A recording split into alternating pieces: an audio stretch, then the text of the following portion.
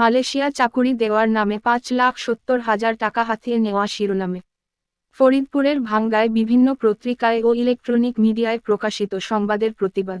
দাবি যে মিথ্যা কথা বলিয়ে আমার মান ইজ্জত কেন নষ্ট করলো, এদের প্রতি আপনাদের সবার প্রতি আমার দাবি, বিচার চাই আমি। সংবাদপত্র দিচ্ছে যে আমাদেরকে কষ্ট দিচ্ছে, খাবার দাবার কষ্ট দিচ্ছে, এগুলি সম্পূর্ণ মিথ্যে। ঠিক আছে, এগুলি সব বানাতো করে তারা বলছে। কিন্তু বানাতো যদি না হবে, আজকে আসছে সে ঠিক আছে, বুঝে নাই, সে অবুঝ ছোট মানুষ বুঝে নাই। তার 1 বছর 5বার বলা হয়েছে তুমি কি যাবা, তুমি যদি এখনো যাও তোমার নিয়ে যাবে আমার ভাই, হয়তো তোমার যে খরচাপাতি যা হচ্ছে সম্পূর্ণ খরচাপাতি আমার ভাই দিবে, এমন বলা হয়েছে। তো এখনো যদি যাও এখনো দেওয়া হবে, কিন্তু না ছাড়া কোনো সময়ই হবে না। তা এখন একটা কথা আছে। আর এখন যে এই যে মানুষের মামি যে কথাগুলি বলছে সম্পূর্ণ মিথ্যা। এগুলি কোনোটা সত্য ঘটনা না, সব কিছু মিথ্যা ঘটনা।